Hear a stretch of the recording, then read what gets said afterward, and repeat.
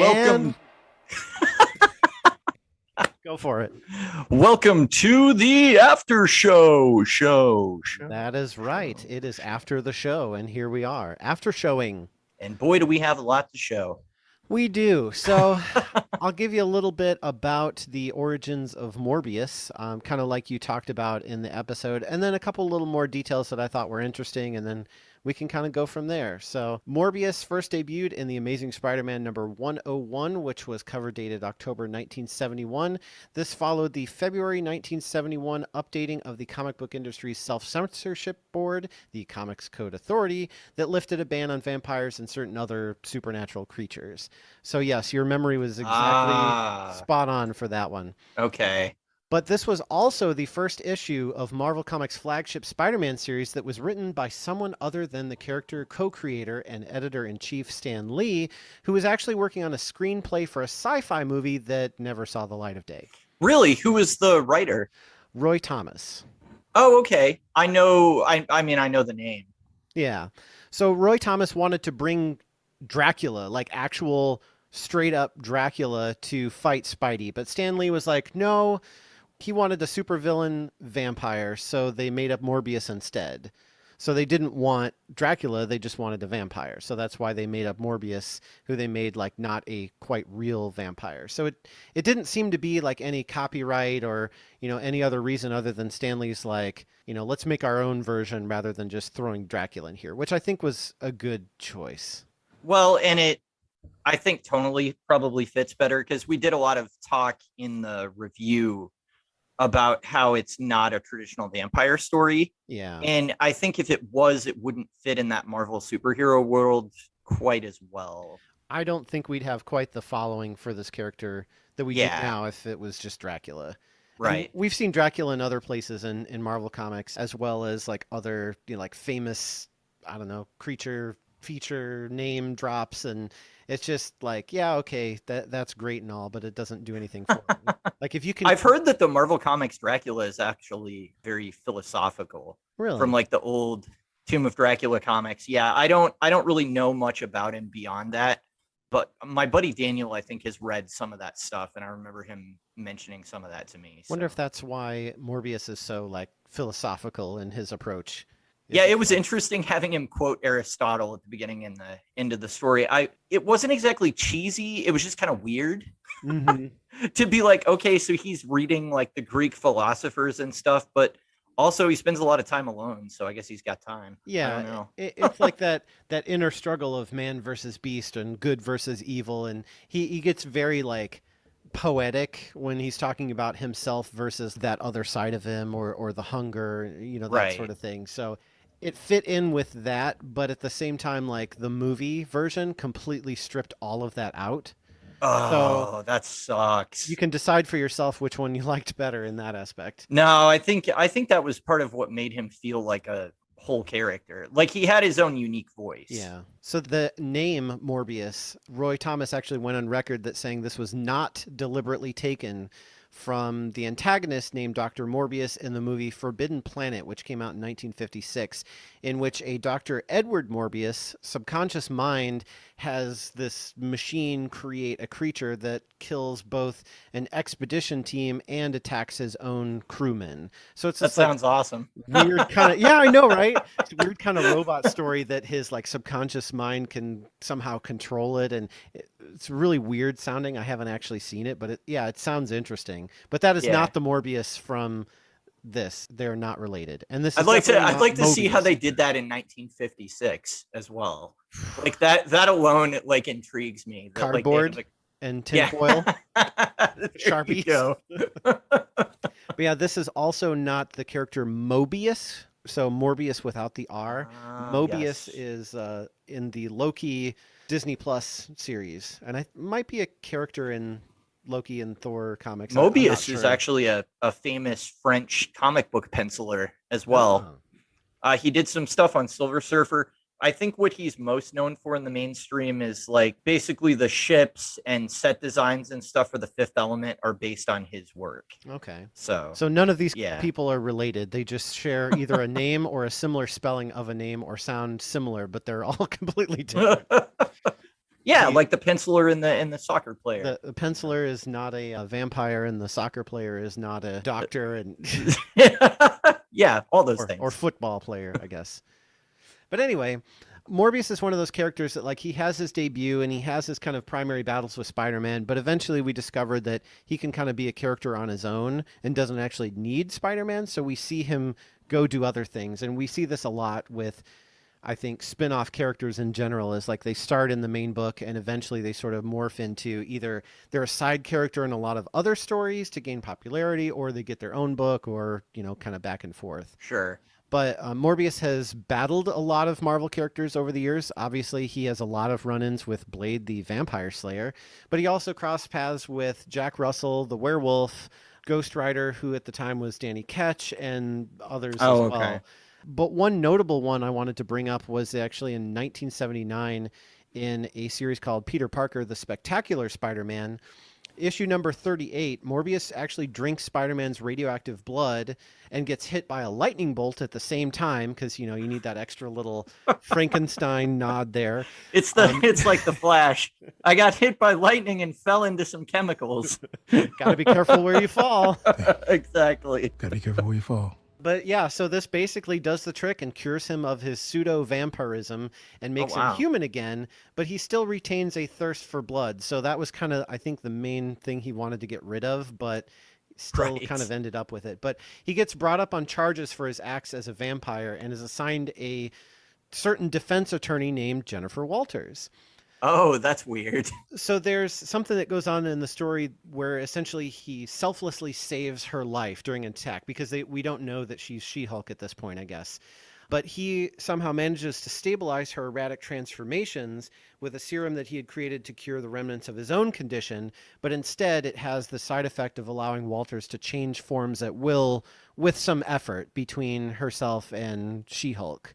Mm-hmm. So that was an interesting crossover, and yet another where it's like, okay, the science thing is actually another area that we can explore this, and you know, this is somewhere where Morbius can help her because he's in that realm of science.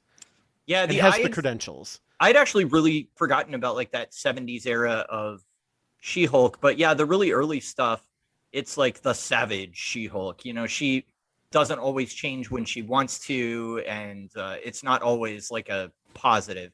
Whereas I think later they really lightened up with that character, and it's like, yeah, she just does it whenever she wants to. It's not a curse like it is with Banner, right? You know, all of that. So that's interesting though that Morbius was the character that was the catalyst to allowing her to do that at will. I didn't know that.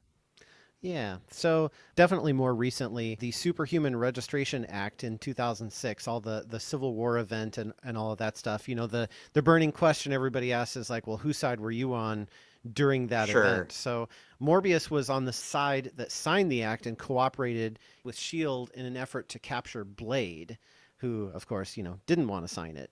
Oh, wow. Interesting. So that, of course, that story took over, you know, what they were doing at the time. There's also an interesting appearance that I haven't read, but I actually, once I started reading the synopsis of it, I was like, how have I not read this? I need to read it immediately.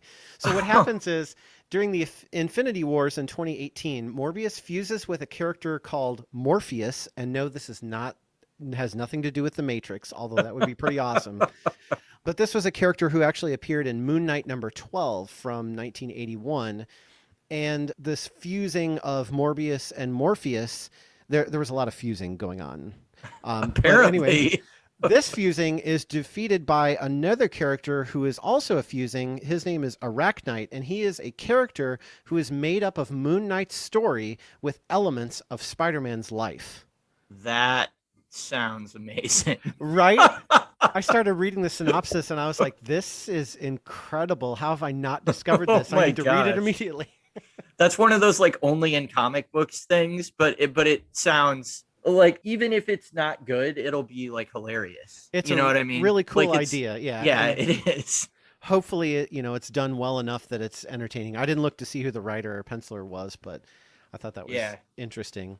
That's crazy. So there's some other cameo appearances. He actually has a movie camo that was a deleted scene from the 1998 live-action film Blade and was portrayed by actually the director, Stephen Norrington. Oh, The okay. scene was included as a bonus feature on the DVD release, but Marvel Entertainment denied Blade 2 director Guillermo del Toro the rights to use the character at all. So Mm, we almost had him with Blade. I'm glad we didn't because I think that would have complicated Blade's story and not really helped it that much. I You would know, agree. if we know, like, if it was now and we know who Morbius is, and then we see him have a cameo in Blade, or he's sitting at a bar drinking while Blade is killing vampires, something like it would Sure. make more sense. But I think back in 1998, it would have just been completely lost. Yeah, that would have been really weird.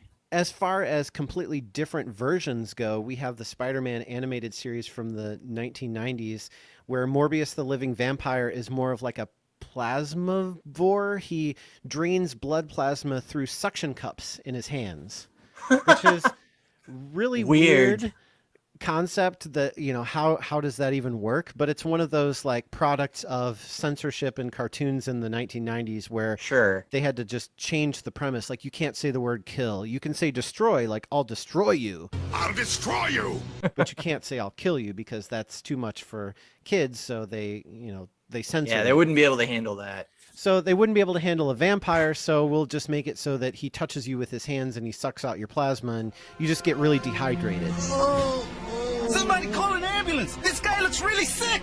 Now I know what this hunger is. Like the vampire bat whose genes I have inherited. I hunger for plasma. I took it through my hands. I could feel it coursing through his skin right into my fingers. And as repulsive as it was, I must have more. That's like I don't know if that's like almost more terrifying. I don't know. Well, but I guess at least he's not biting you. I don't know. well, it takes like 8 weeks to replenish your red blood cells, whereas it takes, days or even hours, depending on how well hydrated you are and if you stay away from fatty foods, to replace your blood plasma. So that would be, yeah, he could like just feed off of one person continually for Would a be long more time. sustainable. You Yeah, could just exactly. keep some guy in an alleyway. Like, this Like, is feed way him- better than drinking blood. Be like, here's a couple bottles of water. I'll There be you go, back drink tomorrow. Stay away from fast food. Make sure you eat right. I'm coming back. Oh my gosh. But as a side note, he was voiced by Nick Jameson, who is not actually related to J. Jonah Jameson because that's a fictional character.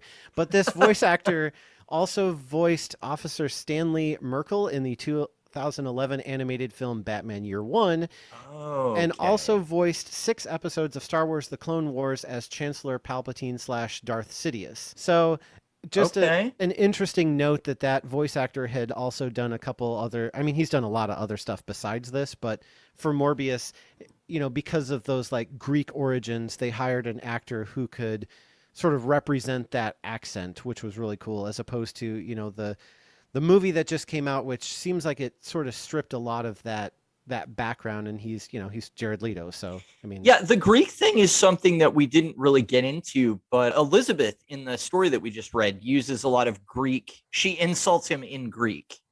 And then Yeah. there will be like a translation in the subtitles, which I thought was kind of a nice little detail. yeah, It was like unnecessary, but it was like, okay, well, Vita Ayala did the research, to right. be able to do this convincingly. It like ties into more because his friends were Greek, he was Greek, so it just was something that they had shared versus like now Sure. where they're just kind of off doing their own thing. But the friend I had to look up because I was looking at the words on the page thinking about how to pronounce it, but it's Greek, so Emil Nikos is more okay. how you would pronounce it because you have a Greek pronunciation rather than like Nikos or whatever, like more of an American accent. Nicolas Nachios. Yeah, exactly. Sounds like a Mexican appetizer.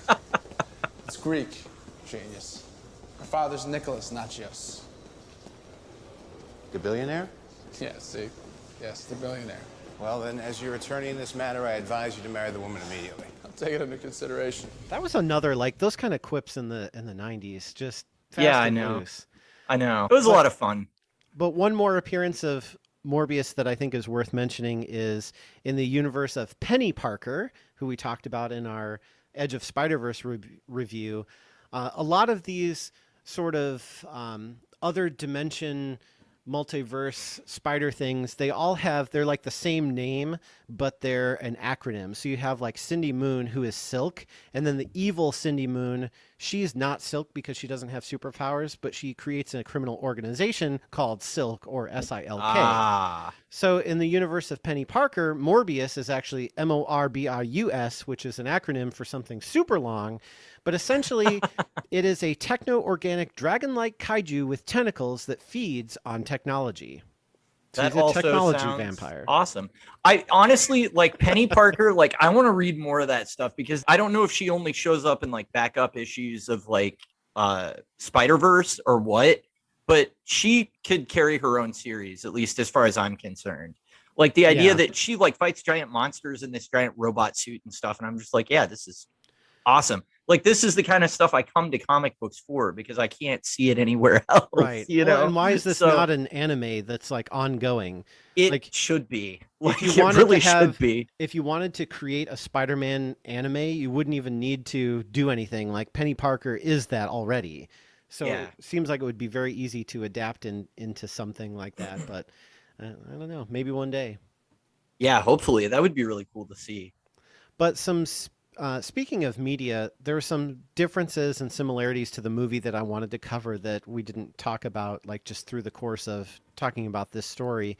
Oh yeah, so before we get into the movie, I just want to let everybody know I have not seen it, but I'm open to spoilers because the reviews were really bad, and I'm not sure if it's still in theaters here, so I think I missed my chance. But basically, I couldn't really find anybody that was super interested to go with me, so I was like, all right, well, I guess I'll just kind of, wait until it's on streaming or something like that. So, yeah, I'm going to try to stay heavy away from spoilers, but I'm going to also, talk about situations in the movie. So it will still spoil it a little bit. So depending on how sensitive you are to those things, that's what the rest of this after show is going to be, I guess. Not very long. Turn it off now. No, I mean, yes, but no. Okay, so in the movie, we have the friend character, but it's not Emil Nikos, it's a guy named Milo, who, in and of himself, the story is just kind of like, well, why did you replace this character with this character to have sort of a similar thing? But, if it's going to be that similar, why not just use that name? But they did change the premise enough to where this is somebody who is suffering actually the same disease as Morbius, and is looking for a same sort of cure, but then ends up going in a totally different direction with it. So it is a different character. And it's one of those that, like, really the character premise and, how he interacted with Morbius in the movie, it didn't really grab me, except the acting of Matt Smith. Like, if it wasn't for Matt Smith, I think that whole story arc would have just fell a lot more flat. Oh, is it Matt Smith? Matt Smith is a good actor. So. Yes. Yeah. And I think he sold that part so well that character ended up being fun to watch. But if it had been anybody else who didn't sell it like that, it probably would have been a lot harder to get through. Because this whole thing felt to me like we took a sort of generic story about monsters and we shoehorned the Morbius elements into it, and we got this sort of like C story as a result. Oh, that's a shame. And I don't know why. Like, it's not that it was bad. It's just that it was like predictable, and it was just really like a typical story that you would see even without the characters that we had. We had the best friend element there, but then he turns into a rival and the villain later, and it's like, it just felt so overdone. Yeah, that's pretty stock at this point. Yeah. So we do have a reference to a Dr. Emil Nicholas, which sounds like really similar, but those characters aren't even alike. This Dr. Emil guy in the movie is more of an older, like, father figure or caretaker who's a doctor. So it's not even like anywhere close to the character in the comics. So again, why did you say that name? Why did you say that name? Why would you do it if you were going to alter it to be unrecognizable? Right. So why even make that reference at all? I don't know. But There's obviously no really references to Spider-Man. There is a reference to Venom, which lands a lot better in the movie than it does in the trailer, let me tell you. Oh, really? In the Okay. trailer, it was kind of like dumb and out of Yes. place. Who are you, Matt? I am Venom. I'm just kidding. It's Dr. Michael Morbius at your service. But in the movie, it was like the way it was cut, it was better. It was wasn't better. like he was just Okay. going for like, shock value just to be a goof. Like it fit a lot better in the movie itself. Not that it was like, that's the defining moment of the movie, go see it. But, Who the hell are you, Matt? I am Venom. You can go now. 6 to 8 weeks. Ibuprofen. And then I mentioned earlier, he's able to transform back and forth between himself and the vampire in the movie. So it's like... Yeah, that kind of takes away a lot of his core struggle, doesn't it? It does, and that's part of the problem is like he's wrestling with this, but his inner turmoil of why he's wrestling with it is less pronounced. Because, yes, he has the this bloodlust, but... he's able to, step out in the street and be himself and look normal. And, it's this thing that's stirring within him, but it seems like less of a part of him. It's more like like a parasite almost. Sure. Not a symbiote, but, or symbiotes. But, Symbiotes. We call them symbiotes.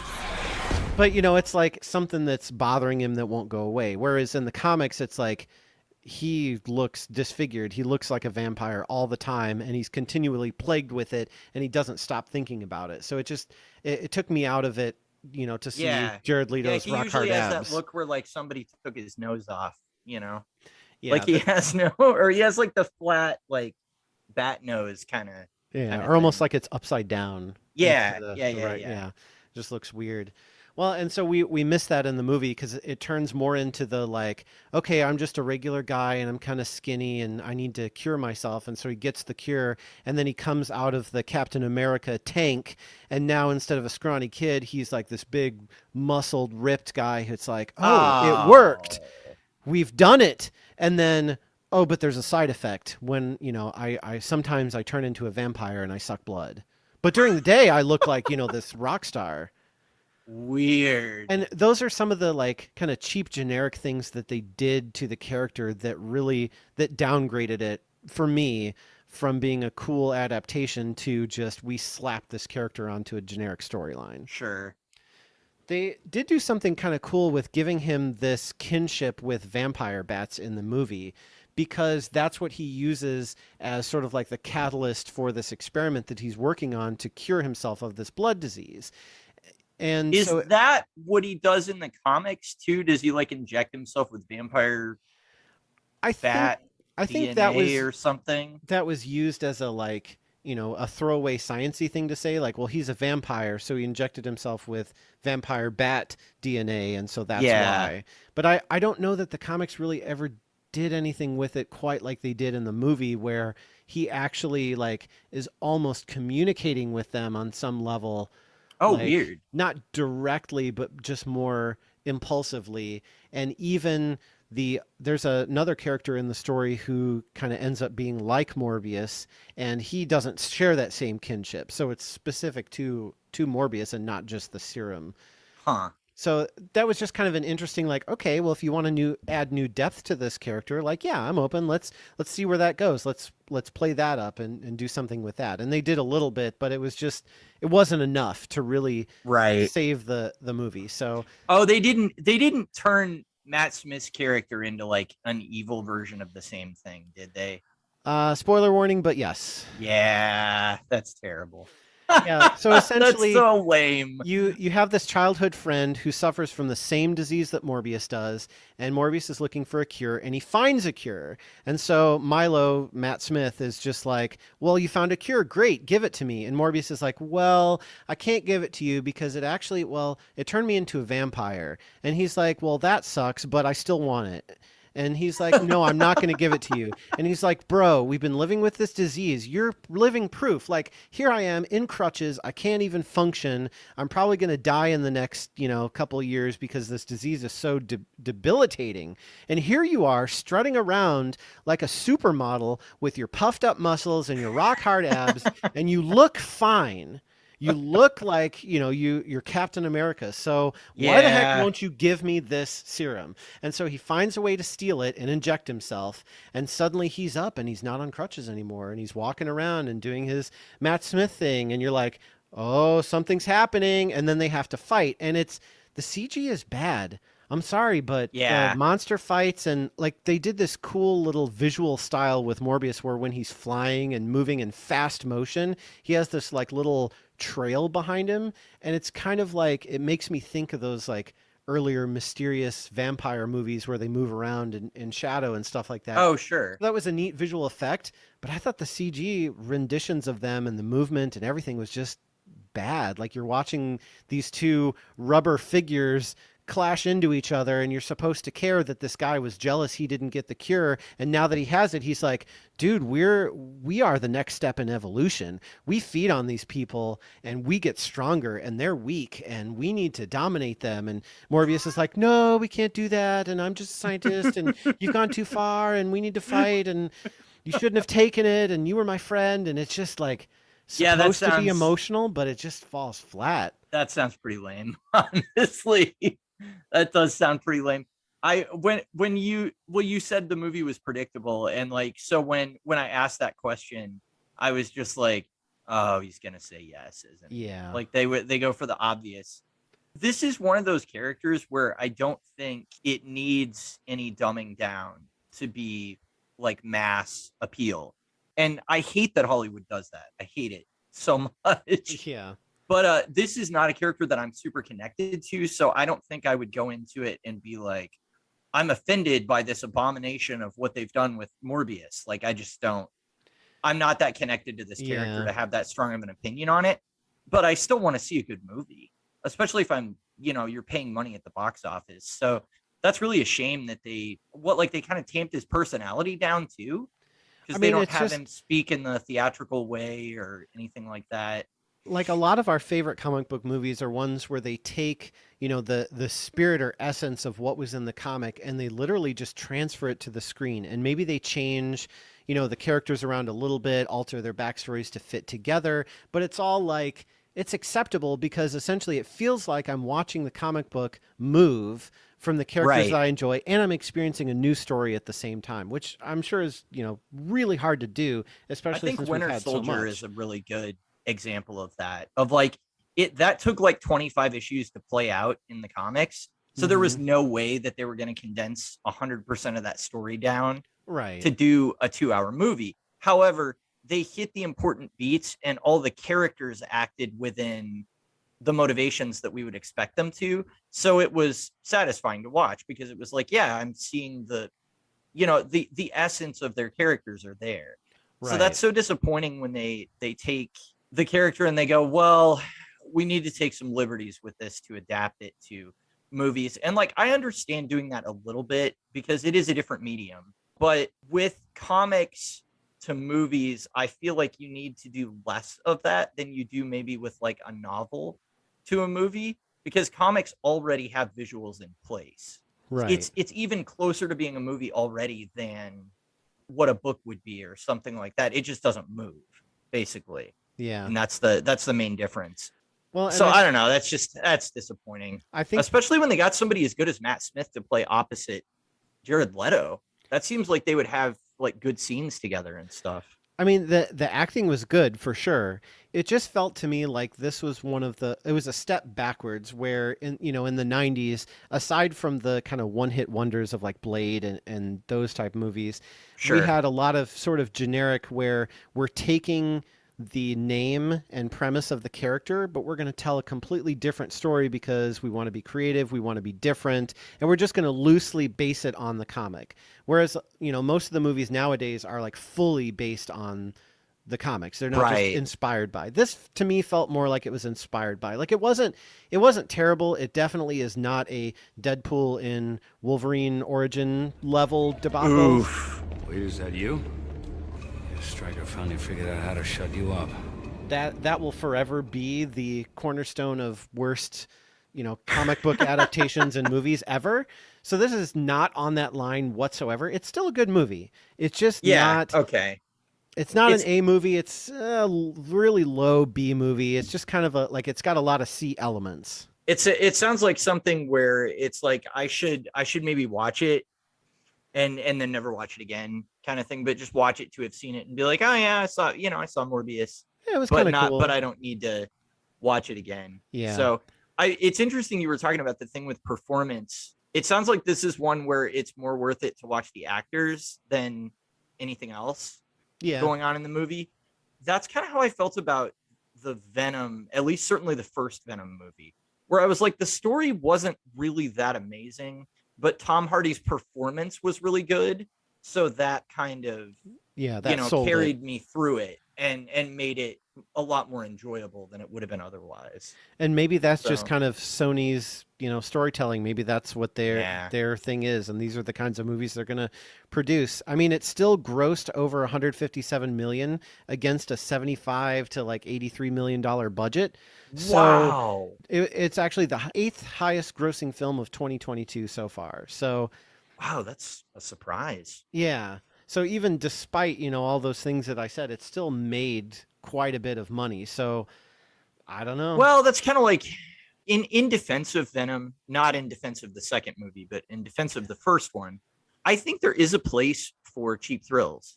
And I don't think that you always need to make some emotional, character-driven journey that's like Shakespeare for the character to go through. I think sometimes it is okay to just go to the theater and see some kind of action spectacle and be like, yeah, that entertained me for a couple hours. And that's the job that it did. That's kind of how I felt about the first Venom, where I was like, it was fine. It didn't really offend me in any way. It entertained me for a couple hours. And, that was all I was really wanting from it. So maybe that's okay. And I mean, that movie made like a lot of money, surprisingly, with terrible, terrible reviews. So I think sometimes there is a little bit of a disconnect between the reviewer, not understanding that like maybe they're not really shooting for the stars here anyway. And maybe that's okay. Like you can go and enjoy something that's just surface level sometimes. And that's all right. If this was, say, an Aqualad movie, and so it's not Aquaman, the guy, it's one of the characters that sort of came from his stories as a character. Sure. And they put this movie through and somebody says, it's good to have cheap thrills. And, Aqualad, it was okay. You'd be like, no, Aquaman is so much cooler. Like, he's not Aquaman, but he's still got his own place in that universe. I'm with you there. All right. I see where you're coming from. Yeah. And I think, all those statements are obviously coming from the place of like, I just don't have the history with the character to really... And maybe that's why they did be able it, because... to judge a lot of that. So it's good that you saw it and were able to compare.